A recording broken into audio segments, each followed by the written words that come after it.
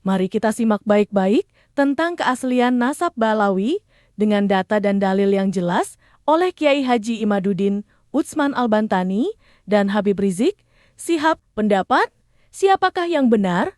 Mari kita saksikan. Ahmad Muhajir, yaitu ayah atau orang tua dari Imam Ubaidillah. Nah, kemudian saya melakukan kanter menjawab secara ilmiah dan saya buat slide-nya. Nah, bisa dilihat yang saya kasih tanda itu slide-nya di situ kelihatan itu. Terakhir saya buat ini tanggal 6 bulan 7 tahun 2015 jam 10:16. Artinya kalau di komputer kan tercatat tuh kapan kita hatamkan itu tulisan. Jadi dari tahun 2015 persoalan itu sudah kita bahas lengkap dengan kitab-kitab rujukan, dan ini sudah direkam dulu oleh FVI TV. Dulu masih ada Front Pembela Islam. Saya bahas ini hampir 3 jam, 2 jam lebih kita bahas panjang lebar, dan saat ini masih ada di YouTube. Kalau Anda buka di YouTube, tulis saja Habib Rizik strip eksistensi habaib. Nah, itu di YouTube keluar, kita bisa dengarkan, masih ada. Nah, karena itu begitu kemarin keluar ada serangan kepada Imam Ubaidillah, saya enggan untuk menjawabnya karena hanya mengulangi. Karena persoalannya nggak jauh berbeda, hampir sama. Saudara, kemarin diserang bapaknya, sekarang diserang anaknya. Kenapa kemarin diserang bapaknya, sekarang diserang anaknya? Karena waktu mereka menyerang bapak gagal. Jadi mereka bilang nih Imam Ahmad Muhajir orang nggak dikenal, entah dari mana, datang ke Yaman ngaku-ngaku habaib. Nah, kemudian kita buktikan. Nah, ternyata ada data-data dari kitab tarikh Baghdad, saudara. Kemudian ada juga surat menyurat beliau yang masih sangat muda dengan Imam Tobari yang sudah sepuh. Nah, jadi surat-suratnya itu ada, sehingga membuktikan orang ini bukan fiktif. Itu dulu yang saya buktikan ya, ikhwah. Nah, karena mereka gagal, kali ini mereka coba cari tokoh mana nih yang bisa diserang, yang kalau berhasil maka seluruh habaib di Indonesia menjadi mantan habib. Jadi mantan habib, tujuannya begitu, saudara. Nah, maka itu kemarin saya dorong, saya punya menantu Habib Muhammad Hanif bin Abdurrahman Al-Attas untuk menjawab dengan data-data yang saya sudah kumpulkan, ditambah dengan data-data baru yang dikumpulkan Habib Hanif, dan itu juga sudah dibuat rekaman. Hanya saja sebagaimana tadi yang disampaikan oleh Buya Qurtubi, saudara, semakin hari kelompok ini semakin kurang ajar, semakin adimul akhlak. Bukan qalil adab lagi, tapi adimul adab. Kalau qalil adab kurang ajar ya, tapi kalau adimul adab enggak punya adab ya, ikhwan. Nah, mudah-mudahan kita tidak ketularan seperti itu, amin ya rabbal alamin. Nah, karena mereka saya lihat sudah kelewatan, maka itu kemarin saya beri gelar buat mereka, begal nasab. Nah, kenapa begal nasab? Karena selama ini ada pihak-pihak yang menyerang nasab habaib, cuman nyerang saja, nggak mengakui, sampai di situ saja, saudara. Tapi kali ini lebih parah nih, udah menyerang nasab habaib, nggak ngakuin, dirinya ngaku sebagai habaib. Nah, parah udah ya, ini penyakitnya lebih parah. Maka itu tadi saya bilang dengan istilah begal nasab. Baik, saya tidak ingin membahas lagi soal eksistensi habaib, tapi ada beberapa bagian yang saya mau garis bawahi.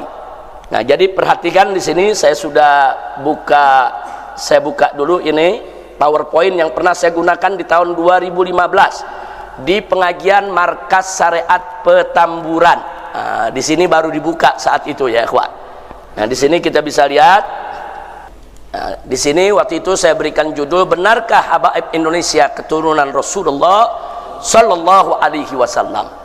Nah, di sini semuanya totalnya cukup banyak, ada 20 slide, tapi ada beberapa slide yang menarik. Mari kita lihat di halaman pertama saja, saya buka di sini. Mari kita simak baik-baik. Kita lihat nasab Ali Ba'alawi. dengan coba data lihat dan dalil nasab yang jelas oleh Kiai al-Ba'alawi. Haji Imaduddin Paling Utsman atas Albantani Nabi dan kita Habib Muhammad Rizik, Sihab Sallallahu berpendapat, alaihi wasallam. siapakah Beliau yang punya benar? putri yang Mari bernama kita Fatimatus Zahra. Fatimatus Zahra dengan Nabi sama-sama wafat tahun 11 Hijriyah. Kemudian Siti Fatimah punya anak, ada Al Hasan, ada Al Husain. Kalau Ba'alwi ini dari Al Husain, bukan Al Hasan. Nah, Al Husain As-Sibt. As-Sibt itu saudara artinya cucu ya. Kalau cucu dari anak perempuan itu disebut sibtun. Kalau cucu dari anak laki-laki disebut hafidun.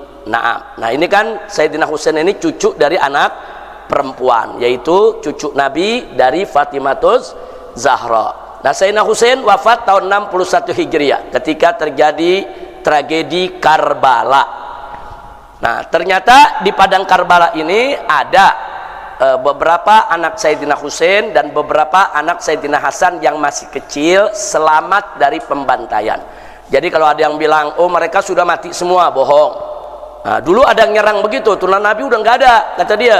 Karena Nabi nggak punya anak laki, dibantah oleh para ulama. Nah, gagal, mereka tuduh begitu, mereka bilang, iya turunan Nabi memang ada, tapi kan udah mati semua di padang Karbala. Dibantah lagi oleh para ahli sejarah. Nah, kemudian mereka mulai beralih menyerang yang lain. Jadi satu serangan gagal beralih ke yang lain, satu serangan gagal beralih kepada yang lain. Nah, kemudian mereka mulai menyerang siapa? Imam Ali Uraidi yang mereka serang. Kata mereka Imam Ali Uraidi itu bukan anak Ja'far Shadiq. Dibantah lagi oleh sejarah. Ternyata Imam Ali Uraidi namanya ada di kitab Jarh wa Ta'dil, ada di dalam kutubul hadis ya kawan, karena termasuk perawi hadis. Nah, kemudian mereka mulai serang Imam Ahmad Muhajir. Itu yang saya kasih tanda merah itu ya kawan. Diserang Imam Ahmad Muhajir. Nah, ini di tahun 2015 ini yang saya buat jawabannya untuk mereka ya kawan. Nah, jadi sekali lagi mari kita lihat dulu nasabnya. Dari Nabi ke Fatimatus Zahra, dari Fatimatus Zahra kalau Husain, anak Sayyidina Husain yang merupakan datuknya Ba'alawi adalah Al-Imam Ali Zainul Abidin. Sebetulnya namanya Ali Al-Ausat. Namanya Ali Al-Ausat. Sayyidina Ali itu anaknya ada tiga. Sayyidina Husain pada saat terjadi pada tragedi Karbala ada tiga anaknya bernama Ali. Ali Al-Akbar, Ali Al-Ausat, Ali Al-Asghar. Ali Al-Akbar sudah dewasa, dia yang menjadi panglima perang bapaknya waktu terjadi tragedi Karbala, dan dia yang maju paling depan untuk menghantam mereka-mereka yang ingin membantai keluarga Nabi dan gugur sebagai syahid. Sedangkan Ali Al-Ausat saat itu masih remaja, usianya diperkirakan sekitar 16-17 tahun, lagi sakit, demam, sakit keras, dan ada di kemah. Dia tidak bisa perang. Jangankan perang, berdiri saja dia tidak mampu. Dia dijaga oleh bibinya, oleh adiknya Sayyidina Husain yang bernama Sayyidah Zainab. Sayyidah Zainab yang menjaga dia dan menjaga anak-anak kecil, keponakan-keponakan Sayyidina Husain di dalam kemah. Sementara di luar lagi berkecamuk perang yang tidak seimbang. Sayyidina Husain bersama keluarga dan sahabat hanya 72 orang jumlahnya, sementara yang menyerang lebih dari 3.000 orang ya ikhwan. Jadi satu pertempuran yang tidak seimbang, tapi Ahlul Bait menghadapi dengan gagah, tabah, dan dengan keberanian luar biasa. Kemudian Sayyidina Husain punya yang namanya Ali Al-Asghar, yang paling kecil, itu masih bayi, usianya sekitar 6-7 bulan.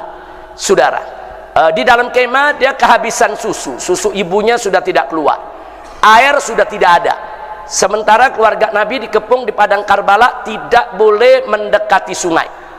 Nah, kemudian Sayyidina Husain dengan beberapa orang mencoba untuk menyelinap, saudara, sembunyi-sembunyi, berhasil mendekati sungai untuk memberikan si bayi ini air, saudara, karena ini anak udah kehausan. Nah, begitu sampai ke pinggiran sungai, tiba-tiba sebuah anak panah meluncur mengenai si bayi dan bayi meninggal dunia. Akhirnya Sayyidina Husain diusir lagi, kemudian beliau balik badan, terus kembali ke kemah lagi ya ikhwan. Nah, jadi artinya di sini ya anak cucu Nabi di situ banyak yang terbunuh, tapi tidak semua mati. Sehingga keturunan Nabi sampai saat ini tetap ada. Alhamdulillah. Kemudian Imam Ali Zainal Abidin punya anak Muhammad Al-Baqir radhiyallahu an. Nah, Muhammad Al-Baqir, saudara. Nah, Imam Muhammad Al-Baqir ini, saudara, sangat terkenal. Nggak ada yang nggak tahu. Oh iya benar, Imam Muhammad Baqir itu memang anak Ali Zainal Abidin. Ali Zainal Abidin itu memang anak Sayyidina Husain. Nggak ada ulama yang nggak kenal itu sepanjang zaman, saudara. Dan keberadaan Muhammadul Baqir pun juga sebagai perawi hadis. Itu yang perlu kita tahu. Kemudian Muhammadul Baqir punya anak Al-Imam Ja'far Shadiq. Punya Imam Ja'far As-Shadiq. Sebetulnya Al-Imam Ali Zainal Abidin punya anak, ada lagi satu namanya Zaid ibn Ali, adik daripada Muhammad Al-Baqir. Saya tidak masukkan di sini karena kita hanya bicara nasab Ali Ba'alwi. Nah, Zaid itu juga mati terbunuh. Zaid itulah yang akhirnya diimamkan oleh yaitu mazhab Zaidi, saudara. Nah, kalau kita tahu mazhab Zaidi, itu Imam Zaid, putra dari Imam Ali Zainal Abidin. Nah, jadi Imam Ali Zainal Abidin pesan kepada anaknya Muhammad Baqir dan Imam Zaid, sudahlah, kita menjauh dari politik, kita jangan dekat dengan penguasa, kita didik saja umat, berdakwah, saudara, zuhud dan lain sebagainya. Muhammadul Baqir laksanakan pesan ayahnya, tapi Zaid menyampaikan kepada ayahnya dan kepada kakaknya nggak bisa. Kita kalau umat ini nggak boleh kita tinggal, paling tidak harus adalah satu dari Ahlul Bait yang tampil memimpin mereka, jangan sampai mereka dizalimi. Dengan prinsip semacam itu, Zaid keluar memimpin umat, dan Zaid juga mati terbunuh, ya ikhwan. Zaid mati dibunuh, saudara. Baik, kembali ke Muhammad Al-Baqir yang wafat tahun 118 Hijriah. Beliau punya anak Al-Imam Ja'far Shadiq. Imam Ja'far Shadiq ini sahabat Imam Abu Hanifah, saudara. Nah, jadi Imam Abu Hanifah meninggal tahun 150 Hijriah, sedangkan Imam Ja'far Shadiq meninggal tahun 148 Hijriah. Maka itu Imam Ja'far Shadiq pernah belajar ke Imam Muhammad Al-Baqir, saudara, bahkan pernah mendapat teguran dari Imam Ali Zainal Abidin. Jadi artinya orang-orang ini bukan fiktif, memang ada dalam sejarah. Alhamdulillah. Nah, kemudian Imam Ja'far Shadiq ini punya anak banyak. Di antaranya Musa Al-Kazim. Nah, Musa Al-Kazim ini keturunannya disebut Al-Musawi atau Al-Kazimi. Itu banyak menyebar di Irak dan Iran, ya ikhwan. Jadi kalau kita ke Irak, ke Iran, nah ini banyak keturunan Musa Al-Kazim yang menyebar di sana, dan memang sebagian besar mereka mengikuti mazhab Syiah Ja'fari, saudara. Nah, sementara satu lagi Ismail. Nah, Ismail itu keturunannya banyak di Mesir. Nah, itu yang kita sebut akhirnya muncul mazhab Ismaili, saudara. Nah, tapi ada satu putra beliau yang terkecil, yaitu Al-Imam Ali Al-Uraidi. Nah, Imam Ali Uraidi ini tinggal di desa Uraid. Uraid itu nama desa, desa di pinggir kota Madinah. Nah, waktu saya pertama kali sekolah di Saudi Arabia, saya pernah berusaha untuk ziarah, dan saya dapatkan. Waktu itu saya ikut rombongan Habib Zain bin Smith, saya punya guru, rame-rame bersombongan dengan para santri. Kita ziarah ke Masjid Al-Imam Ali Uraidi dan magamnya di samping masjid, ya ikhwan. Jadi itu masih ada. Tapi beberapa tahun yang lalu, setahu saya 10 tahun yang lalu, itu diratakan oleh pemerintah Saudi. Jadi masjidnya sudah dibongkar rata, magam Imam Ali Uraidi juga dibongkar, saudara. Dan perbuatan semacam ini sangat berbahaya. Karena ini kan bukti sejarah. Kalau makamnya dibongkar, nanti bukti sejarah hilang, saudara. Nah, katanya dipindahkan ke Baqi Al-Gharqad. Nah, wallahu a'lam. Setahu saya dipindahkan ke Baqi Al-Gharqad. Tapi sebagaimana kita tahu, di Baqi Al-Gharqad kan nggak ada nisan yang pakai nama, ya ikhwan. Nah, itu semua terjadi. Tapi alhamdulillah, saya dengan rombongan saya punya guru pernah beberapa kali, bukan sekali. Kita setiap malam tertentu dalam 1 bulan datang, kita ziarah, saudara. Masih ada masjidnya, masih ada magamnya ketika itu. Jadi Uraid itu nama desa Al-Uraidi. Nah, jadi Imam Ali Al-Uraidi ini juga seorang perawi hadis, saudara. Beliau inilah, saudara, yang akhirnya saudara, Imam Ali Uraidi ini punya anak bernama Muhammad An-Nagib. Kenapa dijuluki An-Nagib? Karena anaknya ini menjadi Naqabatul Ashraf, menjadi pemimpin para ashraf, para ahlul bait yang ada di zaman itu. Dan beliau pindah ke Irak, saudara. Jadi dikenal dengan nama Imam Muhammad An-Nagib. Wafat tahun 200-an. Beliau Mari punya kita anak simak namanya baik-baik Isa Ar-Rumi. tentang Ini keaslian juga nasab seorang nagi, Balawi seorang dengan lakab data dan Naqibul dalil Asraf. yang jelas Dia oleh seorang Kiai Haji Imaduddin Naqibul Asraf Utsman itu kalau kayak Al-Bantani kita kepala dan sukunya Habib lah Rizik, daripada Sihab Ahlul Bait pendapat, Nabi alaihi siapakah salatu yang benar? wassalam. Nah, Mari beliau kita inilah yang saksikan. punya anak Imam Ahmad Al-Muhajir, saudara, yang wafat tahun 345. Nah, kemudian bagaimana kok bisa sampai ke Yaman ini? Imam Ahmad Muhajir enggak lahir di Yaman. Dia di Irak, saudara, bersama ayahnya. Nah, cuma ketika beliau tinggal di Irak, terjadi fitnah Qaramitoh. Nah, tolong diingat, terjadi fitnah Qaramitoh. Qaramitoh itu kelompok Syiah yang sesat menyesatkan, saudara. Dan dia kelompok ekstrim, saudara, yang gampang betul membunuh orang yang tidak sejalan dengan mereka. Dan kelompok Qaramitoh ini yang pernah menyerbu Ka'bah, kemudian mencuri Hajar Aswad, dirampas, dan Hajar Aswad dibawa ke Bahrain. Nah, jadi dulu selama beberapa puluh tahun itu Hajar Aswad sempat tidak ada di Mekah, ya kawan. Dibawa oleh kelompok Qaramitoh. Nah, Qaramitoh nyebar di Mekah, di Irak, di mana tempat ini menyebar. Nah, akhirnya Imam Ahmad Muhajir melihat fitnah Qaramitoh itu begitu dahsyat, beliau ajak keluarganya semua dan para sahabatnya, saudara, kurang lebih ada 300-an orang. Itu rame-rame, saudara, dari Baghdad, mereka rame-rame ke Madinah, kemudian ke Mekah. Nah, pada saat perjalanan itu terjadi perampasan Hajar Aswad, yang akhirnya beliau lihat ini fitnah udah kelewat batas, saudara, di mana-mana terjadi kekacauan, huru hara, saudara. Akhirnya beliau bawa seluruh keluarga dan sahabatnya 300 orang ke Hadramaut. Nah, kenapa ke Hadramaut? Karena ada satu riwayat hadis yang menyebutkan jika terjadi huru hara di mana-mana, fa'alaika bi Hadramaut. Maka carilah Hadramaut, tinggal di sana. Kau akan dapatkan ketenangan. Nah, itu yang dipakai oleh Imam Ahmad. Akhirnya beliau masuk ke Hadramaut. Begitu masuk ke Hadramaut nggak gampang. Di sana ternyata di Hadramaut saat itu sarangnya kaum ini apa namanya Khawarij, saudara. Ibadiyah itu salah satu sekte Khawarij. Ibadiyah yang paling moderat saat ini. Khawarij itu ternyata setelah mereka dulu diperangi oleh Sayyidina Ali di Mekah, di Madinah, di Irak, mereka semua larinya ke Hadramaut, ya ikhwan. Hadramaut saat ini dikuasai oleh Khawarij. Jadi begitu mereka dengar ada Al-Husaini, Sayyid turunan Nabi, datang ke Hadramaut, mereka nggak terima. Nah, disambutlah dengan perang, ya kawan. Jadi artinya Imam Ahmad Muhajir dengan 300 pasukan diserbu sama 1000-an lebih pasukan Khawarij. Mereka mau dibunuh. Mereka bilang karena mereka ini Khawarij ini benci dengan keluarga Nabi, nggak suka dengan keluarga Nabi, apalagi dengan keturunan Sayyidina Ali, karena Sayyidina Ali dianggap membantai kelompok mereka, karena mereka kan berontak terhadap Sayyidina Ali, ya kawan. Nah, jadi karena mereka sudah benci dengan Sayyidina Ali, dengan turunannya pun benci, mereka kobarkan. Itu yang disebut perang Bahran, saudara. Jadi ada perang.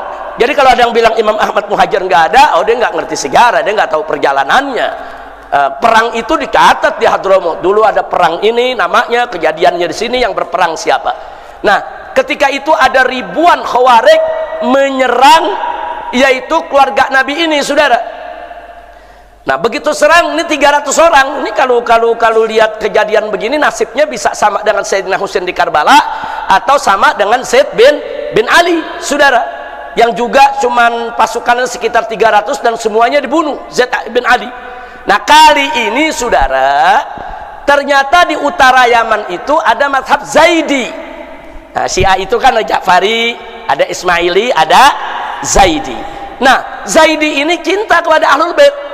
Jadi begitu mereka dengar ada keluarga Ahlul Bait datang dari Irak ke Hadramaut mau diserang oleh orang-orang Khawarij, mereka dari utara turun membantu keluarga Nabi dan terjadi peperangan yang kita sebutkan barusan, dan akhirnya mereka menang. Begitu mereka menang, Khawarij terusir dari Hadramaut. Mereka lari. Kemana mereka lari? Ke Oman. Saat ini jadi negara Oman, ya ikhwan. Negara Oman hari ini dari mulai sultannya sampai rakyatnya, saudara, itu mayoritas dipegang oleh Khawarij, tapi dari sekte yang moderat, sekte yang tidak lagi ekstrim, sekte yang tidak lagi mengkafir-kafirkan orang, yang disebut sekte Ibadiyah. Nah, jadi dulu mereka di Hadramaut mereka yang kuasai. Kemudian mereka terpukul kalah. Mari kita simak Saat ini baik-baik mereka tinggal tentang di keaslian Oman, nasab ya ikhwah. Balawi Nah, dari dengan situlah data dan dalil Al-Imam yang jelas Ahmad Muhajir Kiai Haji mulai Imaduddin saudara Utsman dakwahnya Al-Bantani di dan Hadramaut. Habib Rizik. Sampai di sini Sikap kira-kira pendapat, jelas ya. Siapakah yang benar? Nah, kalau ada yang mau lebih Mari jelas lagi kita silakan saksikan. buka saja. Saya punya video yang sudah dimuat sejak 2015 ya, Pak. Nah, dari situ akhirnya Imam Ahmad Muhajir punya anak bernama Ubaidillah atau disebut juga Abdullah. Sebagian kitab menyebut Abdullah, sebagian kitab menyebut Ubaidillah. Ini bukan kontradiktif, bukan. Ubaidullah itu kan tasghir daripada Abdullah. Seperti ada mengatakan anak Nabi laki-laki ada yang bernama Thayyib, ada juga yang bernama Thahir, ada juga yang bernama Abdullah. Padahal tiga-tiganya orangnya satu. Namanya Abdullah, julukannya At-Thayyib, At-Thahir. Jadi anak Nabi itu ada Qasim, ada Ibrahim, ada Abdullah, anak lakinya saudara. Yang Abdullah ini julukannya At-Thayyib, At-Thahir. Nah, cuman karena orang baca di hadis yang satu bilang Thayyib, di hadis yang satu bilang Thahir, orang pikir anak laki-lakinya ada 5 ya ikhwah. Nah, padahal Abdullah, Thayyib dan Thahir satu orang. Kira-kira jelas gak? Ini untuk memudahkan pemahaman, jadi nggak usah kaget kalau ada kitab nasab yang bilang Abdullah, ada kitab nasab yang bilang Ubaidillah, saudara. Jangan kemudian dianggap oh ini tazwir, ini pemalsuan. Nggak begitu, saudara. Nah, baik, kalau dibilang pemalsuan repot, nanti hadis-hadis tentang anak Nabi palsu semua dong, gara-gara namanya beda-beda ya ikhwan. Kira-kira jelas tidak? Jelas semua ya. Baik, nah Ubaidillah ini punya anak yang bernama Alwi. Inilah Habib yang pertama dari keturunan Nabi yang dikasih nama Alawi. Sebelum itu nggak ada yang namanya Alawi ya ikhwan.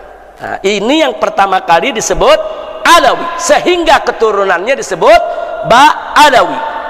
Nah, jadi Ba'alawi diambil dari nama ini, saudara. Makanya di situ ditulis Alwi Jaddu Ba'alawi. Ini kakeknya Ba'alawi, saudara. Nah, dan Alwi ini masyhur dalam sejarah, saudara, putra Ubaidillah. Dan orang semua tahu kalau dia cucunya Ahmad Al-Muhajir.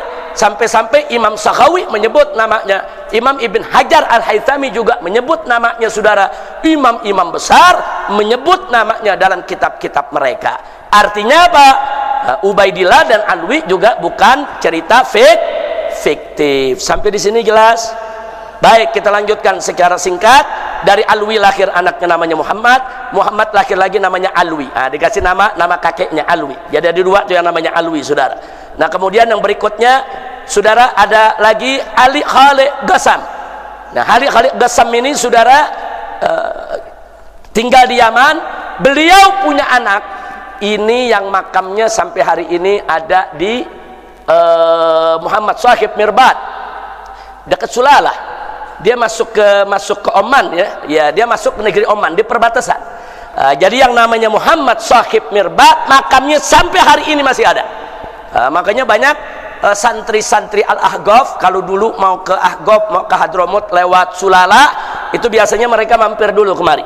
Karena di daerah Sulala itu di situ ada magam Nabi Ayub ya, ada magam Nabi Ayub, Nabi Imran.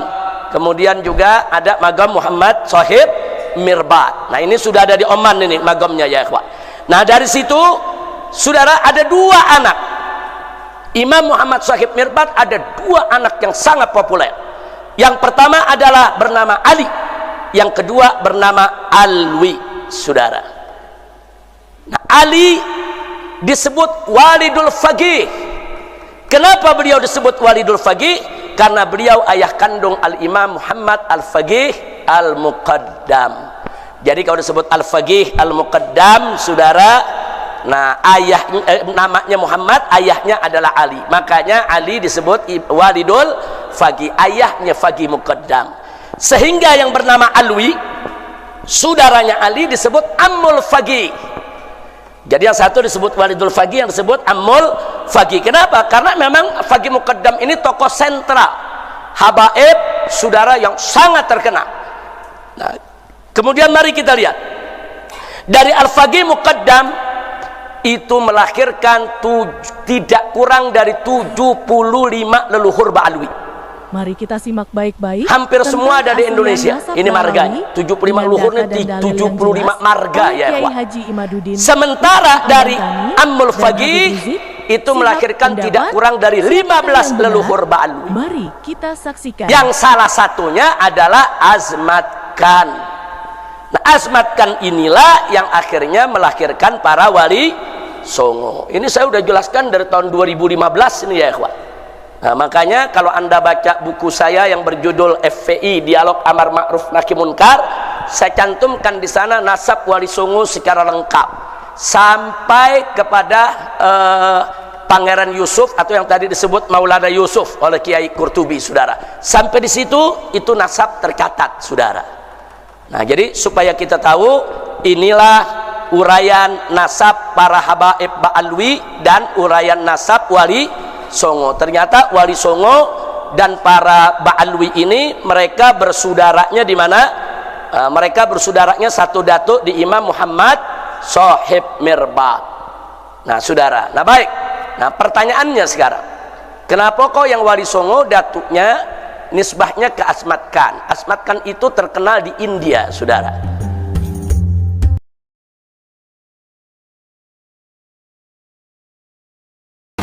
Bahwa Balawi ini memang bukan keturunan baginda Nabi besar Muhammad SAW, tanpa ada keraguan sedikit pun bahwa Habib Rizik itu bukan keturunan baginda Nabi, bahwa Habib Taufik Segaf itu bukan keturunan Nabi, bahwa Bahar Sumat itu bukan turun Nabi, bahwa Lutfi bin Yahya itu bukan turun Nabi.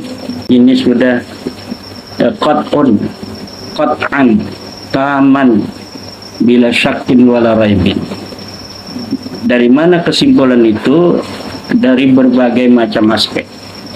Pertama, dari aspek ilmu nasab. Tidak ada satupun kitab nasab dari mulai abad ke-4 sampai abad ke-9 yang menyatakan bahwa Faqih Muqaddam leluhur Balawi ini adalah keturunan Nabi. Tidak ada yang menyatakan bahwa Muhammad Shahib Mirbat keturunan Nabi, ini tidak ada. Itu semua baru muncul pada tahun 895 Hijriah ketika Ali bin Abu Bakar As-Sakran menulis sebuah kitab namanya Al-Burqatul Musyiqah, yang di situ dia mengaku bahwa dia dan keluarganya merupakan keturunan Nabi. Dari sisi ilmu sejarah, historik, dari historis itu dapat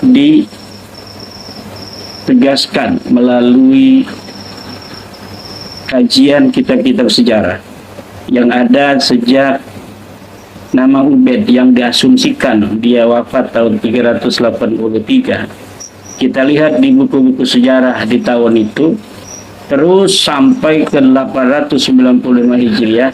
Tidak ada buku sejarah satupun yang menyebut nama Ubaid, kemudian nama Alwi, nama Muhammad, nama Alwi, nama Ali Qali Qasam, Shahib Mirbat, Faqih Muqaddam. Semuanya adalah syakhsiyatul wahmiyah, adalah tokoh-tokoh fiktif yang tidak pernah ada dalam sejarah. Dia diciptakan oleh Ali bin Abu Bakar As-Sakran pada 895 Hijriah untuk menyambungkan nasabnya dengan Ahmad bin Isa yang ada di tahun 345 Hijriah. Karena ada turunan Nabi namanya Ahmad bin Isa di tahun 345 Hijriah, dia ada di 895 Hijriah. Ini perlu ada nama-nama sampai ke Ahmad bin Isa itu. Maka diciptakanlah nama-nama mulai dari buyutnya. Kalau bapaknya ini masih ada. Bapaknya namanya Abu Bakar As-Sakran, ini terbukti sosok historis. Kemudian kakeknya namanya Abdurrahman As-Segaf, ini sosok historis dan itu terbukti ditulis oleh Al-Makrizi di dalam sebuah kitabnya bahwa dia sosok historis. Tetapi mulai dari bapaknya Abdurrahman As-Segaf yang namanya Maula Dawila, kemudian Ali, Alwi, Muhammad Faqih Muqaddam, Ali, Muhammad Shahib Mirbat, Ali Qali Qasam, Alwi Muhammad Alwi Ubed. Mari kita Ini simak adalah baik-baik sosok-sosok tentang yang keaslian wahmiyah, nasab Balawi sosok-sosok dengan yang data tidak dan pernah dalil yang jelas dilahirkan oleh oleh Kiai manusia, Haji Imaduddin kemudian Utsman nama ini Al-Bantani diciptakan dan Habib sebagai Rizik. Sihab pendapat, penyambung siapakah yang sulam benar? untuk Mari kita saksikan. nama alias Sakron bisa disambungkan dengan Ahmad bin Isa tanpa adanya referensi dari kitab-kitab sebelumnya, baik kitab nasab maupun kitab sejarah. Kemudian dari sisi DNA, ini keluarga-keluarga dari keluarga Nabi yang terverifikasi secara meyakinkan sebagai keturunan Nabi yang hari ini ada, yaitu dari keturunan para raja-raja dari Bani Toba yang sejak abad ke-3 Hijriah, 280 Hijriah, secara lumintum mutawatir khalafan an khalafin sampai tahun 1996, ini keluarga ini selalu jadi raja di Yaman. Dari 280 Hijriah, keluarga Toba dari Ar-Rasi, dia menjadi pemimpin di Yaman, kemudian terus sampai ke tahun 1996 Hijriah, 1996 Masehi maksudnya, keturunan terakhirnya ini hidup, ini sudah tes DNA dan tes DNA-nya J1. Artinya pengakuan dia sebagai orang Arab itu terbukti karena menurut para peneliti DNA, orang Arab ber-DNA J1. Kemudian keluarga dari Qatadah, pemimpin-pemimpin Syarif Mekah, itu 900 tahun dia secara lumintu leluhurnya itu menjadi para syarif-syarif di kota Mekah. Jadi pemimpin-pemimpin sampai 1924 ketika Wahabi menguasai Hijaz, menguasai Saudi, Madinah, Taif, itu mereka keluarganya sekarang sudah tes DNA pun sama, sudah mempunyai haplogrup yang sama dengan Ar-Rasi yang ada di Yaman itu, tanpa kompromi karena masih sedulur, kemudian mempunyai kakek bersama 1300 tahun yang lalu, yaitu Sayyidina Ali. Sama-sama memiliki penanda genetik Sayyidina Ali J10500 dari keluarga Ar-Rasi. Kemudian keluarga yang ada di Mekah ini ketika tes DNA pun sama, dia mempunyai penanda genetik Sayyidina Ali 10500 itu. Nah, ini menandakan bahwa pengakuan orang ini sebagai turun Nabi, pengakuan orang ini turun Nabi, ini terverifikasi presisi karena memiliki leluhur bersama 1300 tahun yang lalu. Nah, kemudian dari keluarga Husain yang ada di Mesir, dari keluarga Al-Qandil, itu keluarga ini secara turun-temurun berada di Mesir, menjadi keluarga kerajaan juga di Mesir sampai adanya demokratisasi di Mesir. Dia juga sudah tes DNA dan sama memiliki haplogrup yang sama J1 dengan penanda genetik Sayyidina Ali 10500 dan penanda genetik Sayyidina Husain. Kemudian keluarga yang ada di Irak, keluarga yang sekarang ini menjadi pemegang kunci makam Sayyidina Husain di Karbala. Itu dia sudah tes DNA dan tes DNA-nya sama. Ini tanpa kompromi, orang-orang masing-masing melakukan tes DNA, tapi karena memiliki leluhur yang sama, kemudian haplogrupnya sama, haplogrup laki-lakinya itu. Jadi sudah dapat diidentifikasi secara ilmiah bahwa keluarga Nabi harus memiliki penanda genetik, satu penanda genetik orang Arab Ismaili yaitu J1. Dia harus mempunyai penanda genetik orang Quraisy JL859. Dia harus mempunyai penanda genetik keluarga Sayyidina Ali karena keturunan Nabi melalui Fatimah harus berhaplogrup yang sama dengan Sayyidina Ali yaitu J10500. Lalu tiba-tiba Balawi yang ada di Indonesia dan di Yaman tes DNA. Sudah 180 orang tes DNA. Itu tes DNA-nya haplogrupnya G. Artinya apa haplogrup G ini? Kalau diurut dengan keluarga yang ada di Yaman dari Ar-Rasi, keluarga kerajaan Yaman di Ar-Rasi sana, kemudian keluarga Bani Qatadah yang ada di Mekah juga yang ada di Mesir dari Bani Qandil dan yang ada di Mari kita Irak simak dari baik-baik tentang pemegang keaslian nasab kunci Balawi daripada dengan data dan dalil makam yang Sayyidina jelas Husain. oleh Kiai Kemudian Haji ditambah keluarga Utsman Al-Muhanna yang ada di dan kota Habib Madinah Al-Munawwarah Rizik yang mempunyai mendapat penada genetik yang siapakah sama, yang benar? yaitu penada genetik Mari Sayyidina Ali. kita saksikan. Ini orang Balawi ini kalau diurut ke atasnya, apakah dia memiliki kakek bersama 1300-an yang lalu? Tidak. Mereka akan menyatu dengan keluarga Nabi Muhammad itu nanti 45.000 tahun yang lalu. Jauh. Jadi kakek bersama yang paling dekat antara Rizik Syihab dengan Raja Yordan dengan keluarga-keluarga Nabi yang asli itu 50.000 tahun yang lalu, kurang lebih 45.000 tahun yang lalu. Ini menandakan bahwa mereka bukan keturunan Nabi, tapi juga mereka bukan orang Arab, bukan keturunan Nabi Ibrahim alaihissalam. Lalu kalau sudah demikian, orang-orang yang masih mengakui hanya berbasis husnudzon itu bagaimana? Ya jelas haram hukumnya. Karena dzon itu bisa digunakan ketika belum ada bukti, belum ada bayinah. La ibarata bil dhannil bayyin khata'uh, tidak bisa lagi dzon itu diambil kalau sudah jelas salahnya. Dan ini sudah jelas salahnya. Dan kalau Yai Syarif, Yai Abdul Mujib bertanya sampai di mana di Indonesia ini, saya memiliki basis data melalui survei dari beberapa lembaga survei yang sebenarnya ini bersifat survei internal. Itu ada yang sudah sampai 70% orang yang dulunya percaya. Ini hanya orang yang dulunya percaya sebagai Habib turun Nabi. Kalau yang dulunya nggak percaya kayak orang Muhammadiyah alias ini nggak dimasuk dalam survei. Orang yang dulunya percaya dari kaum Nahdiyin bahwa Habaib itu dulu adalah keturunan Nabi, 70% sekarang sudah tidak percaya lagi. Kalau berbasis digital, jadi ada juga survei digital berbasis YouTube, Facebook, Twitter yang sekarang jadi X, Instagram, itu baru 63%.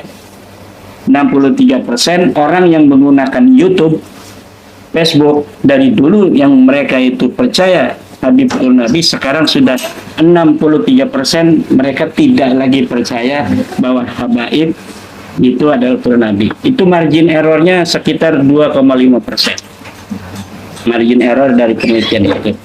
Nah, lalu ada upaya-upaya pembelaan yang masif dari kaum Balawi dengan metode menjadikan mukibin sebagai basis mereka melawan kenyataan tidak percaya laginya masyarakat Indonesia terhadap mereka sebagai turun Nabi. Jadi yang 30%-an itu yang masih percaya dijadikan umpan di depan dengan tameng agar mereka tidak tersentuh. Jadi sekarang mereka seperti tidak lagi mau peduli dengan gerakan perjuangan Wali Songo Indonesia, pada Suka, DKM-NU dan lain sebagainya yang terus memberikan pencerahan kepada masyarakat Islam Indonesia bahwa Habaib ini bukan cucu Nabi. Tetapi dalam saat yang sama mereka menggunakan kibin-kibin ini sebagai peluru mereka untuk menghadapinya. Jadi nanti akan dibenturkan antara orang yang memberi pencerahan dari kita dengan para kibin-kibinnya itu. Jadi mereka sudah tidak mau lagi secara terang-terangan untuk mengcounter baik secara ilmiah maupun secara misalnya dengan sumpah serapah. Ini sudah tidak ada dari habaibnya langsung. Karena ada yang sumpah serapah bahkan sampai ada yang mubahalah langsung mati. Jadi mungkin jangan kita yang mati, kibin aja lah. Kalau kibin kan nggak ada harganya, kata dia. Karena di dalam ajaran habaib itu satu habaib ini yang bodoh itu lebih baik daripada 70 kiai yang alim. Ini adalah sebuah ajaran yang khas dari kaum Balawi yang ada dalam kitab mereka, seperti dalam kitab Al-Manhajus Syawi karangan Zain bin Sumit. Ini orang yang masih hidup, ada di Madinah. Saya hajar bahwa kutipan dia tentang Ibnu Hajar, kutipan dia tentang Imam As-Sindi yang menyatakan bahwa habaib itu lebih mulia, yang bodoh lebih mulia daripada 70 ulama, itu adalah kutipan palsu. Kutipannya tidak ada. Imam As-Sindi itu mengarang berbagai macam kitab hasiah, kutubus sittah.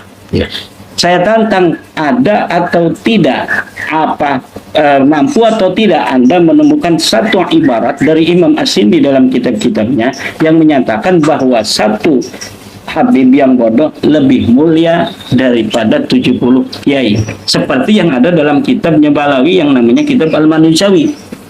Kemudian tentang Ibnu Hajar wa mimman rajjaha, sebagian daripada orang yang mengunggulkan nasab daripada ilmu adalah Ibnu Hajar.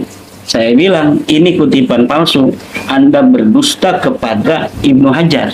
Anda berdusta terhadap atau atas nama Ibnu Hajar. Karena Ibnu Hajar tidak ada perkataan semacam itu. Di dalam kitab Al-Manhajus Sawi itu dikatakan bahwa ia mengutipnya dari kitab Fatawa.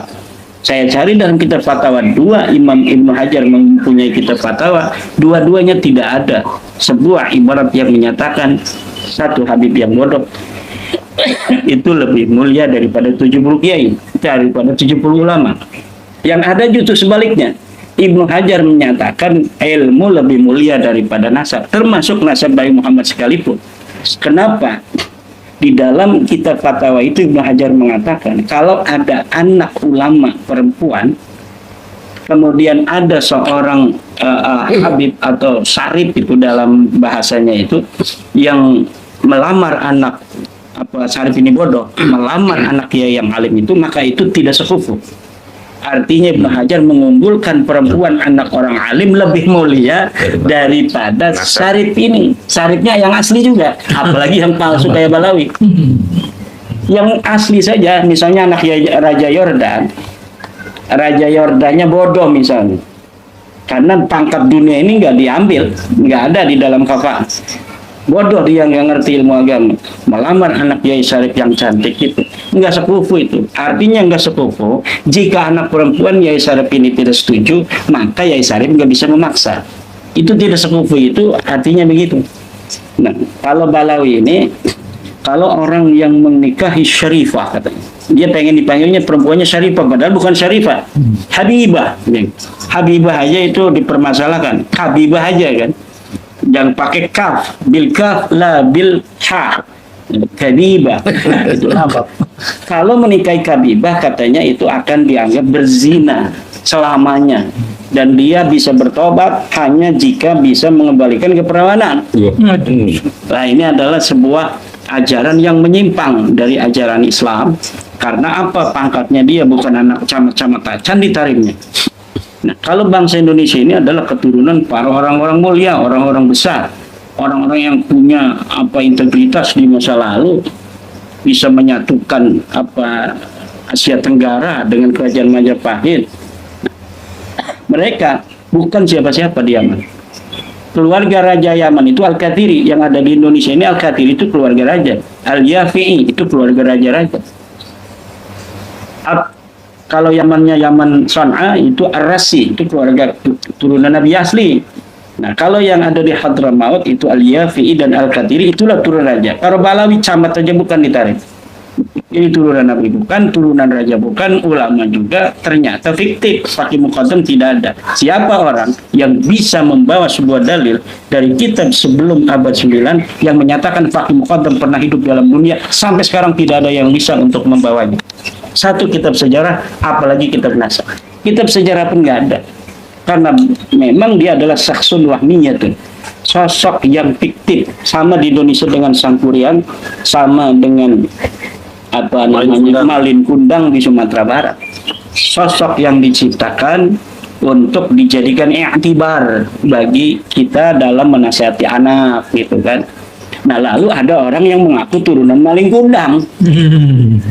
Lalu ada orang yang mengaku turunan Sangkuriang dari Dewi Sumbi, dan bapaknya namanya Tumang misalnya. Mari kita simak Nah, ini kan baik-baik tentang aneh gitu. keaslian nasab Balawi Seperti orang India dengan data itu dan ada dalil yang jelas membuat sebuah oleh Kiai Haji Imaduddin cerita Utsman Al-Bandani Ramayana, dan Habib Rizik, Mahabharata, pendapat, sosok namanya siapakah Arjuna, yang benar? sosok namanya Mari Duryodhana. kita saksikan. Kemudian ada orang mengaku sebagai keturunannya. Nah ternyata pas saya teliti secara ilmu sosio-antropologis, ternyata ini Balawi yang ada di Hadramaut ini berasal dari India. Dari Kaukasus, dia dulu mengaku keturunan Yahudi, keturunan dari Nabi Yakub. Katanya dari keturunan Ishak, Nabi Yakub yang ke-13. Sementara Nabi Yakub anaknya cuma 12. Nah, dia mengatakan dia anak ke-13. Masuklah agama Yahudi, dia membentuk sebuah kerajaan yang namanya Kerajaan Khazar. Dihajar oleh orang-orang Rus dan Mongol pada abad 10, kemudian menyebar di seluruh dunia. Di antaranya pergi ke India. Di India ada yang masuk agama Hindu. Itu suku Kalas atau suku Fasan. Nah, itu suku yang memasuki agama Hindu, dia mengaku turunan Duryodhana. Ada juga dari orang-orang Khazar itu di India yang kemudian dia tidak beragama, yaitu dia memilih animisme di sana. Nah, itu dia tetap mengaku keturunan Alexander Agung. Jadi dia di mana saja berada dalam komunitas apapun, maka dia akan mengakui nasab yang paling mulia di komunitas itu. Ketika ada yang masuk ke agama Islam, maka mereka mengaku sebagai keturunan orang mulia di agama Islam, yaitu siapa? Nabi Muhammad.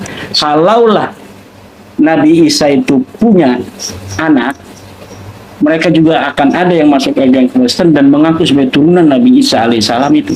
Untungnya agama Kristen tidak ada Nabi Isa punya keturunan, sehingga sedikit dari mereka yang masuk agama Kristen, karena di sana mereka tidak akan bisa mengaku sebagai keturunan Nabi Isa.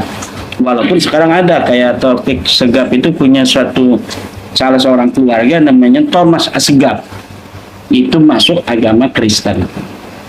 Ada itu dari keluarga Asegaf itu yang keluar dari Islam dan masuk ke Kristen. Sedangkan Ibnu Hajar Al-Haytami dalam kitab fatwanya juga mengatakan bahwa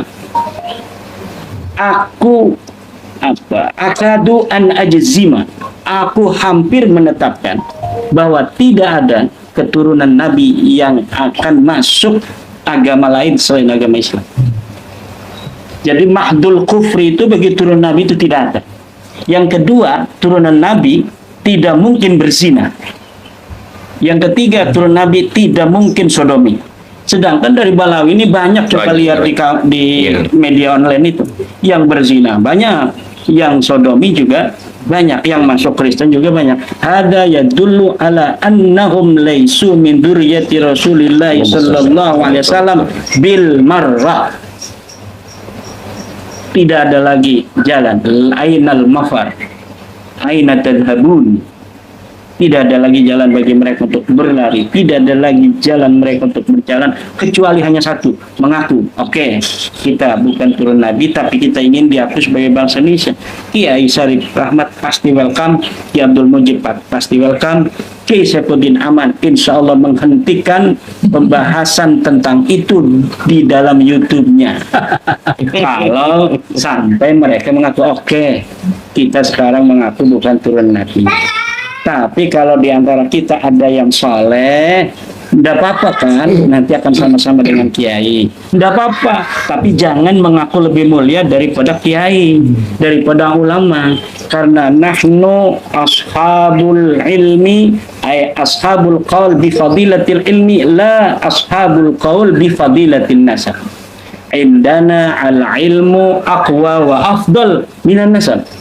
Bahwa bagi kami ilmu itu lebih utama daripada nasab, walaupun kami juga menjaga nasab. Kami menjaga nasab. Kami juga mengetahui keluarga-keluarga kami, tetapi tidak mengandalkan nasab dan tidak mengunggulkan nasab daripada ilmu. Siapa orang yang berilmu walau bukan dari keluarga kami, walau kami tidak mengetahui dia keturunan siapa, kami tetap hormati dan muliakan dia, dan kami angkat dia melebihi keluarga kami yang kita tahu nasabnya. kalau keluarga kami itu tidak punya ilmu. Inilah yang harus kembangkan, dan ini adalah ajaran Islam yang sesungguhnya. Tidak boleh kiai-kiai itu dari manapun kiai, pondok pesantrennya ribuan, puluhan ribu, kemudian menjadikan nasab lebih mulia daripada ilmu. Buat apa Anda ngajarin ngaji ke santri-santri itu kalau Anda mengatakan bahwa nasab lebih mulia daripada ilmu? Toh tetap nanti santri Anda itu akan jadi mukibin yang dihinakan oleh orang-orang yang Anda yakini sebagai turun Nabi, padahal dia bukan turun Nabi. Jadi ajaran yang menyatakan bahwa nasab lebih mulia daripada ilmu adalah ajaran Dajjal yang akan menjadikan manusia itu tidak lagi menghormati sains, tidak lagi menghormati akal, tidak lagi menghormati ilmu pengetahuan. Tinggal nanti kita bikin aja sebuah rekayasa untuk kita juga menjadi orang yang mengaku nasab seperti itu. Satu generasi seperti Ali Asakhan masih dia remang-remang, orang tidak percaya di Yaman itu. Dia berikan sebuah sejarah di dalam kitabnya, itu banyak orang yang hasud dengki, tidak mempercayai nasab dia. Dia sendiri masih ragu nasabnya. Tapi ketika generasi kedua semakin kuat, generasi ketiga semakin kuat, karena generasi ketiga keempat tidak mengetahui keraguan daripada leluhurnya itu. Nah, nanti akan seperti itu, banyak orang-orang yang akan memalsukan nasab karena ada orang-orang pengusung, kiai-kiai yang mengusung bahwa nasab lebih mulia daripada ilmu. Lah jenderal tunduk pada orang yang tidak lulus SD, jenderal polisi tunduk kepada orang yang tidak lulus SD, nggak punya pangkat apa-apa, kopral aja bukan. Jenderal TNI ada karena dia ini ingin dekat dengan Nabi, ingin cinta dengan Nabi. Ada kiai-kiai agen-agen Dajjal yang mengakui nasab yang tidak terverifikasi secara ilmu nasab, tidak terverifikasi secara ilmu sejarah, tidak terverifikasi secara DNA, diyakini sebagai turun Nabi hanya lewat husnudzon. Ini agen Dajjal yang dengan dialah kemudian orang-orang jahat ini akan bisa menjalankan aksinya menipu umat Islam, baik umat Islam yang awam maupun umat Islam yang berpangkat. Karena umat Islam itu pangkatnya tinggi pun kalau dia ini rohaninya kuat, dia ingin dekat dengan Nabi. Oh, ada jalan yang lebih mudah, lebih gampang mendekati Nabi, yaitu menghormati keturunannya. Kebetulan ada orang yang mengaku turun Nabi. Lah, akhirnya dia punya uang berapapun dikasih, dia punya proyek apapun dikasih. Dan ini yang akan terjadi, wahai para kiai-kiai yang saya muliakan, jika Anda berhusnudzon tanpa punya dalil apapun Anda, kemudian Anda berfatwa kepada santri-santri Anda bahwa tetap harus mencintai habaib, sementara habaib itu bukan cucu Nabi. Mana dalil Anda yang menyatakan habaib cucu Nabi? Kalau Anda punya dalil, keluarkan.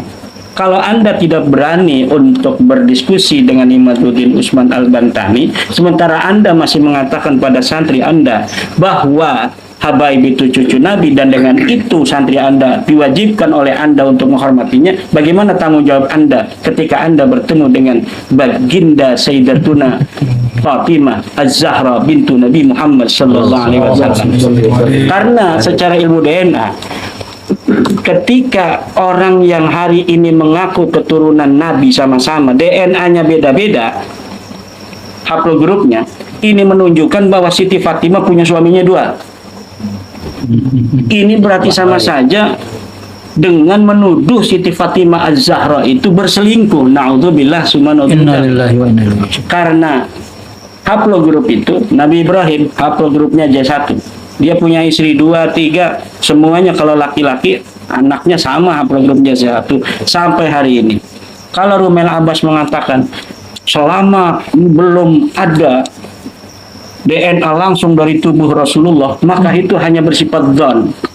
Anda itu ngomong sebenarnya paham. Kita bisa mengetahui jaraknya bulan tanpa ngemeterin kita langsung. Berarti itu hanya dzan. Tetapi kenapa dzan jaraknya bulan dengan bumi itu bisa diyakini secara presisi oleh para alim ulama, oleh para cendekiawan? Karena ada ilmunya. Jarak bumi dan bulan tidak ada yang meterin, tapi ada yang mengatakan sekian ribu kilometer. Nah, kalau otaknya Rumel Abbas ini yang ingin kita bawa, ingin kita ambil, maka selama belum memeterin dari bumi ke bulan, maka itu hanya bersifat don dan tidak wajib dipercaya. Karena metodologi DNA itu, kalau hari ini ada orang 4 yang mengaku anak dari Kiai Syarif Rahmat, atau ayahnya Kiai Syarif Rahmat yang sudah meninggal dunia, sementara Kiai Syarif Rahmat punya saudara, untuk mengetahui DNA ayah Kiai Syarif Rahmat itu, tidak usah membongkar kuburan ayahanda daripada Kiai Syarif Rahmat, cukup ambil DNA Kiai Syarif Rahmat, dan ketua MUI di Ciamis itu kakaknya Kiai Syarif Rahmat, diambil kemudian dicocokkan, oh sama, ini misalnya J1, berarti haplogrupnya J1, karena anak-anaknya yang diyakini secara sah sudah tes DNA. Begitu pula seterusnya ke atas, karena haplogrup itu tidak akan mengalami perubahan untuk satu masa tertentu, dan para ahli nasab, para ahli genealogi, para ahli DNA, Nabi Ibrahim sampai sekarang belum mengalami mutasi perubahan haplogrup. Kalau orang yang mengaku itu Nabi Ibrahim pun dari orang-orang Yahudi asli, dari keturunan Nabi Ishak, Nabi Yakub, hari ini sama dengan keturunan Nabi Muhammad itu, haplogrupnya J1. Ada seorang profesor di BRIN, namanya Profesor Ari Kang, yang pernah diundang oleh Kiai Syarif Rahmat, dia sudah tes DNA, dia J1. Dia bukan turunan Arab, dia keturunan Jerman. Dia keturunan Yahudi dari Nabi Ishak alaihissalam. Haplogrupnya J1. Nah, kalau orang yang haplogrupnya J ngaku turun Nabi, orang haplogrupnya C ngaku turun Nabi, pasti di antara salah satunya ada yang palsu. Yang palsu siapa? Yang palsu G. Karena apa? Karena yang J1 ini milik orang-orang yang mengaku turun Nabi dari ilmu nasabnya terverifikasi. Keluarga Raja Mekah, Syarif Aun Rafiq, keluarga Raja di Madinah Al-Muhanna, keluarga di Toba-Toba, Ar-Rasi, Al-Qasim Ar-Rasi, Yahya Ar-Rasi, itu sampai 1996 dari 280 Hijriah. Turun-temurun jadi raja. 1200 tahun atau 1000 berapa itu dari 280 Hijriah. 1200 tahun. Tidak ada putus dan tidak ada jeda keluarga mereka jadi raja. Dan raja itu berganti dari anak, dari ayah ke anak, dari ayah ke adik, dari adik ke anak laki-laki, begitu aja. Tidak mungkin ada haplogrup yang keluar daripada itu. Maka kalau si G ini nggak ada, ini yang G lain itu keluarga-keluarga, satu saja. Coba yang G lagi sebutkan siapa dari keluarga yang merupakan keluarga yang turun-temurun menjadi raja di Mekah, raja di Madinah, raja di Mesir, nggak ada. Nah, jadi para kiai-kiai kita ini yang masih memaksa kiai-kiai itu pada santrinya untuk mengakui nasab Balawi, ini dia akan berbahaya kalau ketemu Nabi besar Muhammad SAW dan ketemu Sayyidatuna Fatimah Az-Zahra. Karena apa? Malu dia nanti.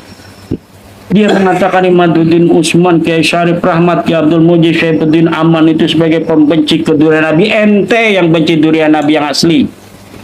Yang benci durian Nabi itu adalah orang yang memasukkan bukan durian Nabi sebagai durian Nabi. Siapa itu? Ente yang percaya nasab Balawi yang terbukti bukan turunan Nabi, yang Anda mengakui mereka sebagai turunan Nabi. Ini yang akan berbahaya. Dan masih ada waktu untuk bertobat. Nah, kalau dia belum bertobat sekarang, Anda aja tidak mau bertobat, tidak bosan, apalagi kami yang memberi pencerahan, kami juga tidak akan bosan. Ayo Anda laju kepada kesesatan Anda, kami akan laju kepada memberi pencerahan terhadap Anda selagi Allah masih memberikan waktu kepada kita semua, insya Allah. Karena apa? Dari zaman Nabi Adam sampai sekarang akan terus ada dakwah Kiai Mubalik NU. NU ini Nusantara. Sebenarnya kenapa namanya DKM NU? Tak ada NU-nya karena kami mencintai NU sebenarnya. Kemudian mencintai Nusantara. Udah. Kalau DKM NU takut dimarahin karena mau PBNU. Kalau misalnya DKM Nahdlatul Ulama, kita takut dimarahin. Oh, bawa-bawa NU ya, kan gitu ya. Udah, kita pakai akronimnya Nusantara. DKM, dakwah Kiai Mubalik Nusantara. Dan kita udah bertahun-tahun memberikan pencerahan terhadap umat. Kita sudah berapa kali di sini rapat di rumah Kiai Syarif Rahman, rapat juga di pesantren Yusuf Mansur pernah yang ada di kota. Dan sudah banyak yang dilakukan, diantaranya hari ini kita rapat untuk bagaimana kita ikut serta dengan pemerintah dalam rangka menyadarkan saudara-saudara kita dari ketergantungan narkoba, memberikan sumbangsih tenaga dan pemikiran untuk bagaimana mengurai cara yang paling tepat agar banyak anak-anak kita yang tersadarkan dari narkoba. Nah, ini narkobanya secara fisik dengan narkoba sihir Balawi itu mirip, yang sama-sama harus diberikan pencerahan agar semuanya dapat membebaskan diri dari ketergantungan. Jadi dua-duanya kayak nikotin, ada ini nikotin apa namanya? Yang membuat dia itu terus ketergantungan apa tuh kalau narkoba? Candunya kan. Nah, ini orang yang seperti ini, begini ya Syarif. Ada haul Solo. Ada haul Solo, Kiai udah nggak percaya nasabnya, tapi dia masih haul Solo karena dia merasa bahwa selama ini Allah memberikan barokah, banyak duitnya, banyak santrinya, karena dari dulu dia haul Solo. Dia merasa bahwa karena haul Solo inilah dia banyak santrinya, banyak duitnya, padahal bisa jadi bukan karena itu. Karena ada amal baik dari dia dan Allah tahu bahwa dia sanggup untuk menerima amanah santri ini, amanah uang ini, maka Allah berikan itu. Karena kalau orang-orang soleh diberikan uang, diberikan apa itu karena Allah tahu dia mampu. Kalau orang tidak soleh, nggak mampu pun Allah kasih yang banyak agar dia semakin jauh daripada Allah. Ada calon gubernur, calon wakil gubernur di Jateng. Dia sebelum jadi haul Solo, setelah dia nyalon jadi wakil gubernur di Jateng, akhirnya dia merasa karena saya ikut haul Solo, saya jadi wakil gubernur. Padahal dia jadi wakil gubernur karena dia ngasih uang itu pada orang-orang supaya nyolok dia, bukan karena dia haul Solo itu. Nah, yang semacam ini candu. Ini akhus syirki, ini adiknya kesirikan atau bisa disebut syirkun khafiyun. Maka hal-hal yang semacam ini harus kita berikan terus pencerahan tauhid yang hebat, kemudian akhlak-akhlak Wali Songo, ajaran-ajaran Wali Songo kita kembalikan, ajaran-ajaran Nusantara yang penuh budi pekerti, penuh kesantunan, rahmatan lil alamin, Islam wasatiyah yang diajarkan. Islam wasatiyah itu bukan ajaran NU ANSI yang baru hadir hari ini, bukan ajarannya Kemenag. Islam wasatiyah moderatisme itu sudah ada sejak Wali Songo, bahkan sejak pertama kali para dai datang sebelum Wali Songo sudah melihat ini watak orang Jawa ini gagah perkasa, dia memiliki nilai-nilai kebudayaan yang tinggi. Nggak bisa kalau kita ajak mereka untuk masuk Islam dalam pada saat yang sama kita ajak mereka meninggalkan kebudayaan Jawanya, kebudayaan Acehnya, kebudayaan Dayaknya, nggak bisa. Maka mereka melihat secara antropologis dan ruhiyah bahwa mengajak orang Jawa imannya saja, tapi agamanya kita biarkan selama tidak bertentangan dengan syariat yang universal, kita welcome dengan kebudayaannya. Makanya jadilah Islam di Indonesia Islam yang unik, Islam Nusantara dengan tipologi kekhasan yang khusus yang tidak dimiliki oleh Islam di dunia belahan dunia lainnya. Dan ini yang harus tetap kita jaga. PBNU mempunyai tugas itu. Jangan PBNU seperti sekarang ini malah menjadikan warga NU sebagai mangsa daripada orang-orang yang berniat jelek terhadap umat Islam. Mengaku cucu Nabi, mengambil uangnya. Mengaku cucu Nabi, kemudian dia menakut-nakuti. Kalau ente tidak ngasih uang sama aneh, ente santrinya hilang. Banyak itu kiai-kiai yang ngasih uang itu karena ditakuti. Sementara kiai itu, dia itu pengen punya teman untuk ngederas kitab. Dia takut ini kalau saya ngaji sendirian gitu, nanti nggak ada yang dengerin. Makanya dia pengen punya santri bukan untuk gagah-gagahan, supaya ada yang nemenin kalau ngaji. Kalau istrinya aja, kadang istrinya kan marah-marah sama dia. Kalau dia lagi marah, kita nggak ngaji. Nah, karena itulah kiai takut. Akhirnya setelah kiai takut, memenuhi keinginan habaib yang dawir-dawir itu. Dan sekarang ini alhamdulillah ya, saya dapat laporan dari kiai-kiai di bawah, upaya-upaya dawir itu sudah 99% hilang. Betul. Alhamdulillah. Demikianlah. Itu kan intinya, hilangnya dawir itu nomor satu tuh. Mungkin hal-hal lain nanti kita akan terus usahakan. Mari kita lihat dari Al-Faqih Muqaddam itu melahirkan tidak kurang dari 75 leluhur Ba'alwi. Hampir semua ada di Indonesia. Ini marganya. 75 leluhur ini 75 marga ya ikhwah. Sementara dari Ammul Faqih itu melahirkan tidak kurang dari 15 leluhur Ba'alwi. Yang salah satunya adalah Azmat Khan. Nah, Azmat Khan inilah yang akhirnya melahirkan para wali Songo. Ini saya sudah jelaskan dari tahun 2015 ini ya ikhwah. Nah, makanya kalau Anda baca buku saya yang berjudul FPI Dialog Amar Ma'ruf Nahi Munkar, saya cantumkan di sana nasab wali Songo secara lengkap sampai kepada Pangeran Yusuf atau yang tadi disebut Maulana Yusuf oleh Kiai Qurtubi, saudara. Sampai di situ itu nasab tercatat, saudara. Nah, jadi supaya kita tahu inilah uraian nasab para habaib Ba'alwi dan uraian nasab wali Songo. Ternyata wali Songo dan para Ba'alwi ini mereka bersudaranya di mana? Mereka bersudaranya satu datuk di Imam Muhammad Sohib Mirbad. Nah, saudara. Nah, baik. Nah, pertanyaannya sekarang, kenapa kok yang wali Songo datuknya nisbahnya ke Azmat Khan? Azmat Khan itu terkenal di India, saudara. Nah, bukan di Yaman. Di Yaman waktu itu belum lahir itu Azmat Khan, saudara. Nah, jadi ceritanya datuknya Azmat Khan ini dari Yaman, mereka menjadi pedagang, saudara, di mana mereka melakukan perjalanan tijarah dari mulai Jazirah Arabia lewat Irak, saudara, lewat Iran, Afghanistan, sampai mereka tiba di India. Dan mereka di India, saudara, menyebarkan Islam yang dikenal dengan nama Sultan Abdul Malik, saudara. Sultan Abdul Malik ini datuknya wali Songo. Dia sebarkan Islam di India, kemudian dia punya anak, punya keturunan, saudara. Nah, kemudian orang-orang menjuluki mereka ini Azmat Khan. Kita kalau dengar Khan itu biasanya dari mana? India. Ada Salman Khan, Shahrukh Khan. Nah, kan dari mana?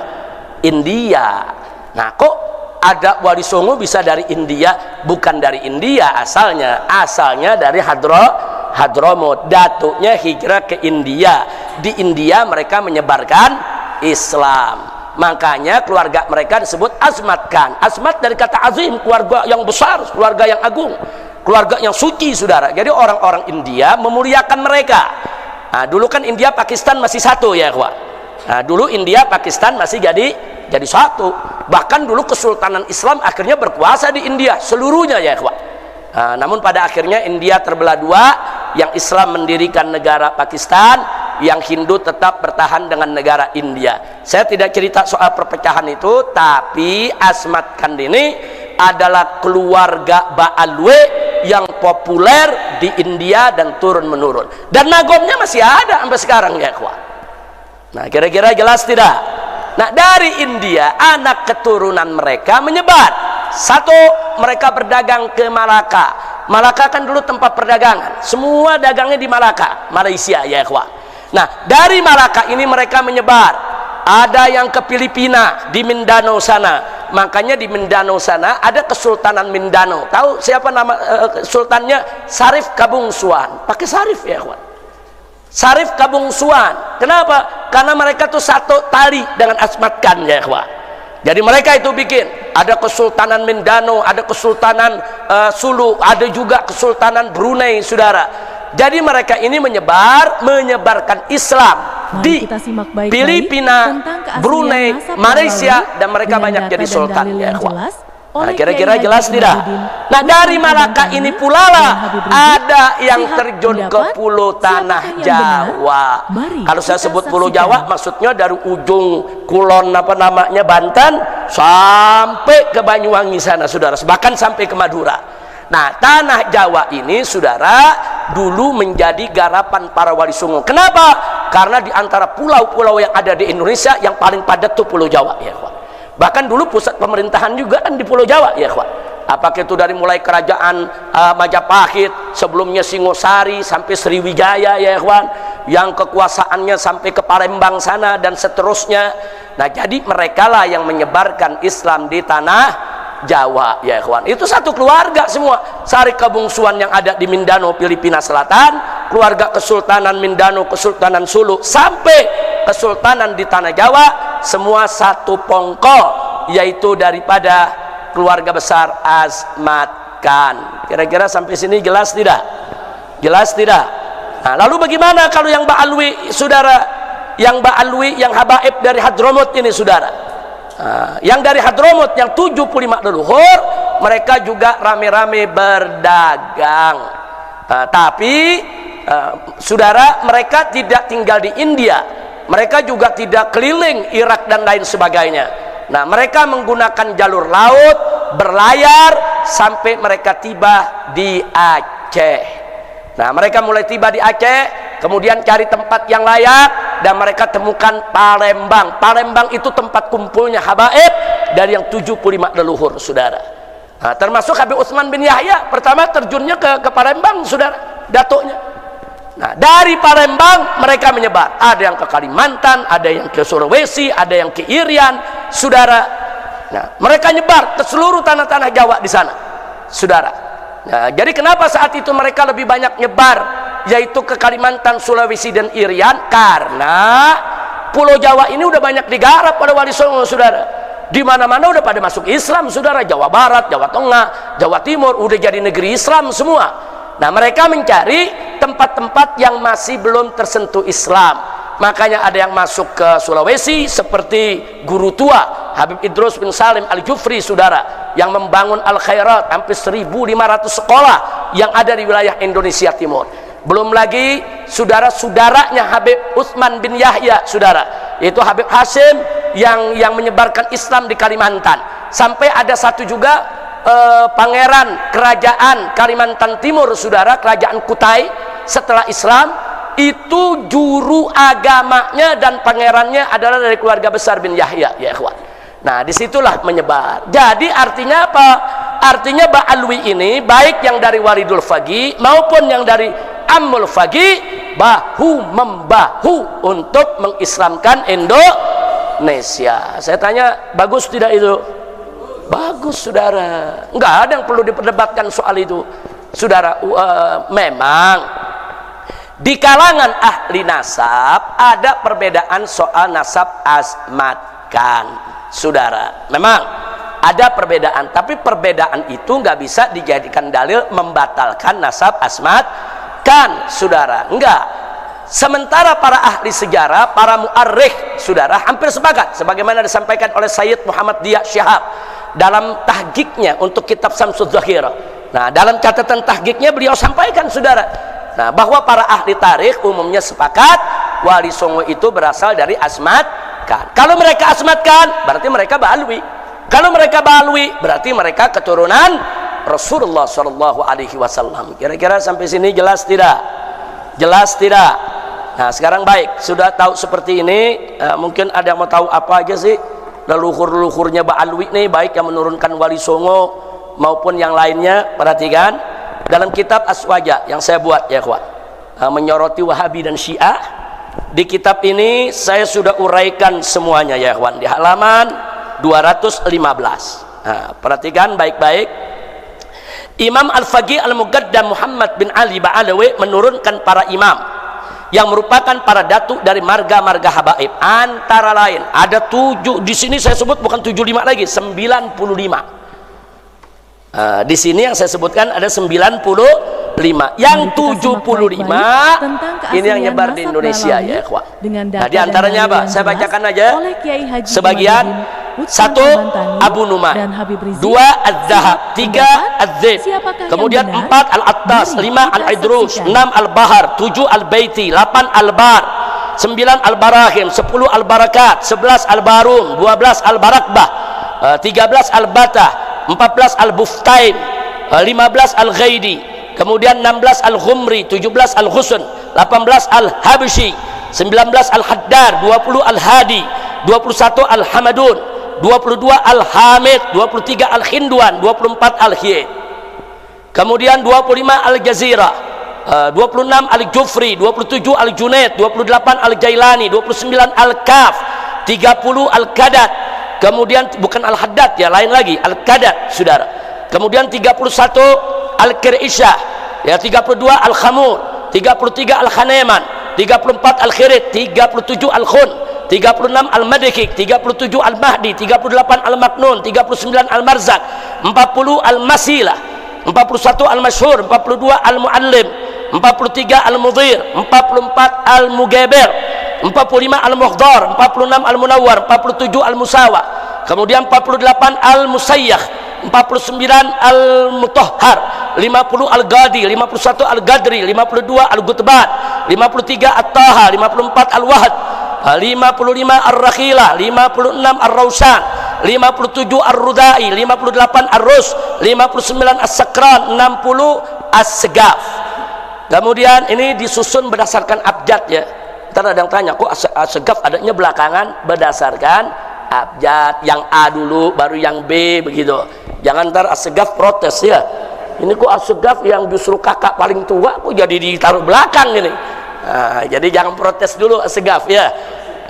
Al-Habsi juga karena hak ya kita taruh di hak ya kawan. Baik, selanjutnya saudara ada 61 As-Sirri, 62 As-Safi, 63 As-Salabiyah, 64 As-Sabsabah, kemudian 65 As-Syambal, 66 As-Syatiri, 67 As-Syaikhan, 68 As-Syili, 69 Az-Zahir, 70 Ba'agil, 71 Baharun, 72 Bahasan, 73 Bahusain, 74 Bajahdab, 75 Basyeban. Nah, ini Basyeban ini Jawa Timur banyak saudara, kiai-kiai yang dia punya nasabnya Basyeba. Nah, tentunya saudara ini nasab-nasab yang saya sebutkan ini saudara sesuai dengan data-data yang ada dari kitab nasab. Kemudian yang berikutnya lagi 76 Basmele, 77 Ba Umar, 78 Balghis, 79 Bilfagi, 80 bin Hamid. Al-Hamid dengan bin Hamid beda itu. Ada bin Hamid.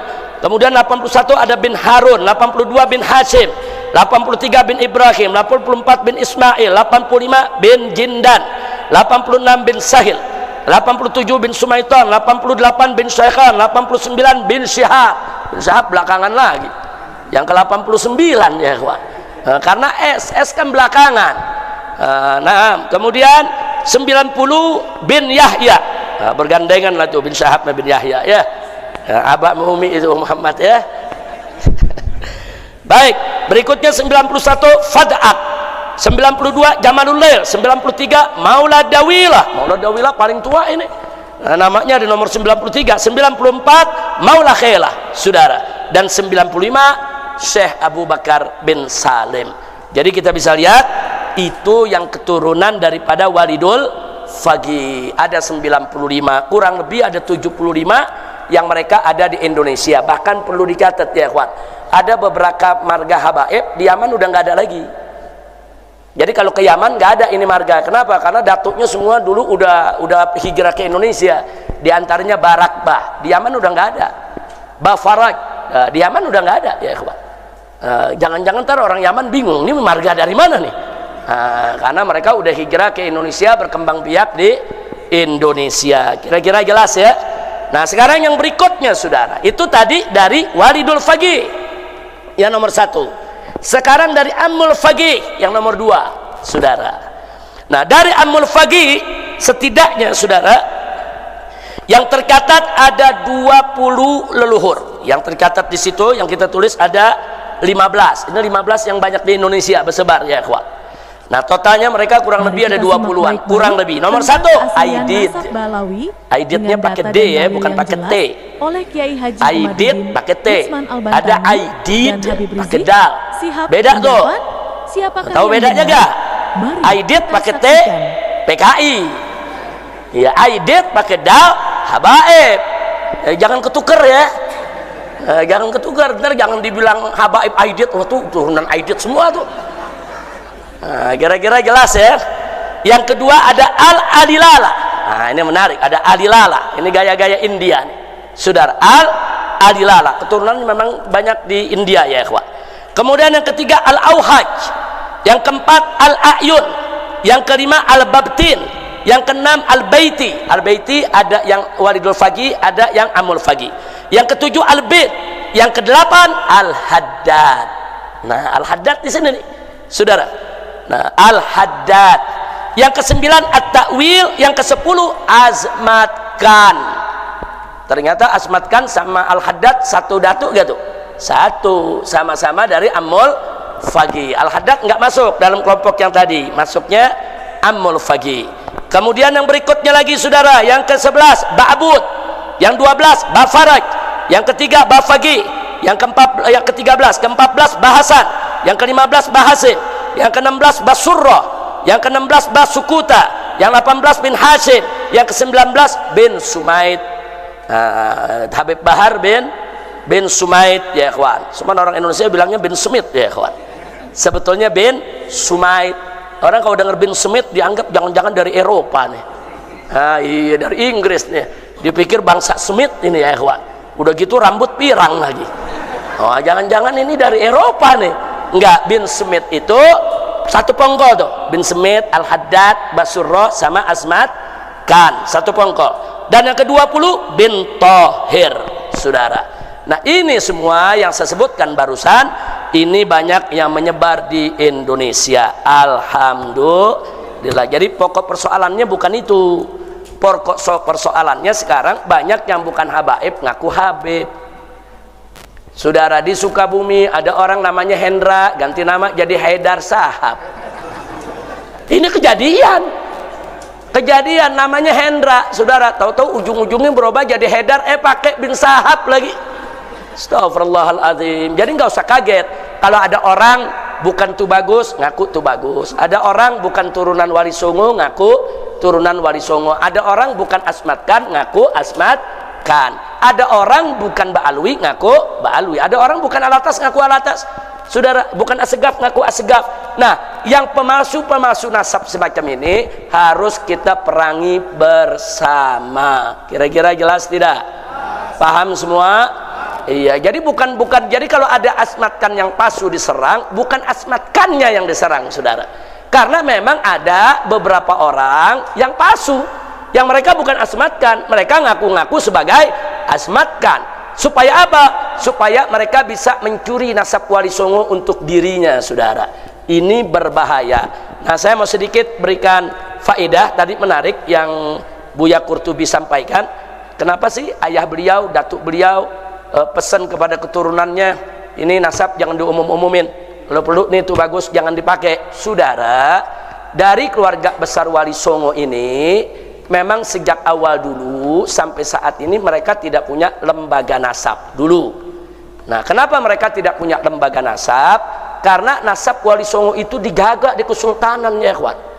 Semua Sunan Gunung Jati itu di Kesepuhan Cirebon, saudara, itu digagak nasabnya. Kesultanan Banten digagak nasabnya. Nasab itu turun temurun dan pihak kesultanan sendiri punya ahli nasab yang mencatat. Pertanyaannya kenapa tidak dipublikasi? Karena dulu para Wali Songo dan keturunannya khawatir kalau nasabnya dipublikasi nanti dicuri orang.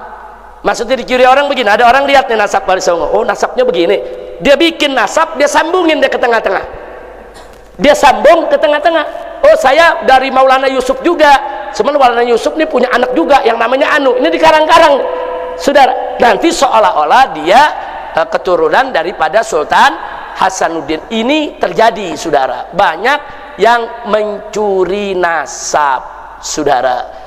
Nah, dulu para habaib begitu juga, sama, saudara, pada awal datang. Cuma bedanya, habaib ini memang dari Hadramut itu sudah punya lembaga nasab. Asmatkan itu kalau di Hadramut ada, sampai Sultan Abdul Malik ada catatannya, ya. Ini yang kita sebut tadi ini semua ada. Nah, begitu pindah ke Indonesia, yang turunan habaib, banyak turunan habaib ini rame-rame mereka memindahkan lembaga nasab dari Hadramut ke Indonesia.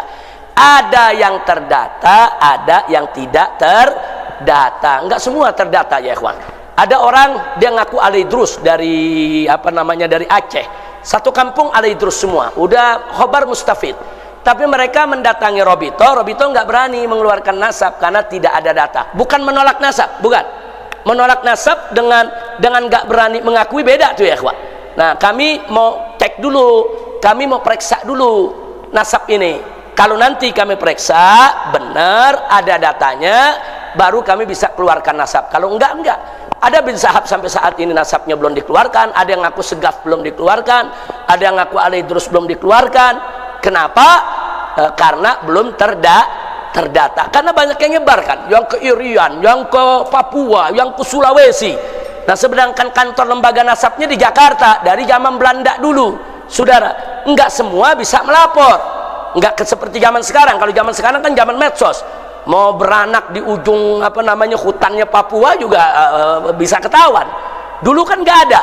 Nah, kadang-kadang kabar itu lambat, ya ikhwan. Kadang-kadang Robito lihat, oh iya, ada namanya Fulan, ini memang dulu ke Papua.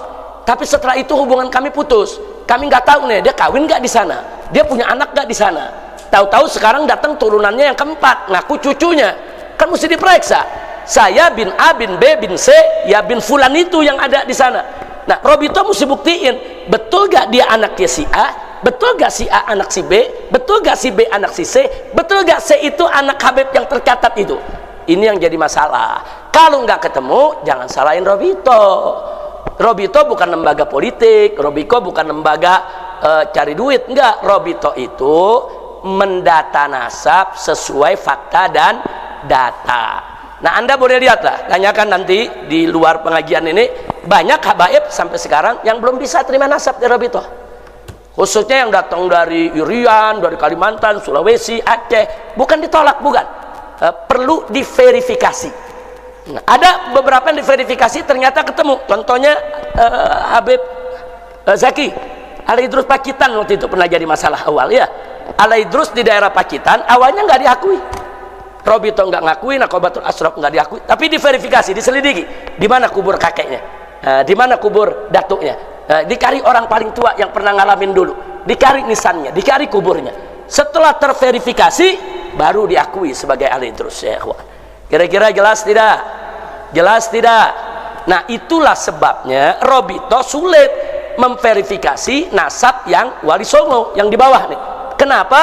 Karena memang tradisi keturunan Wali Songo, mereka nggak mau nasab ini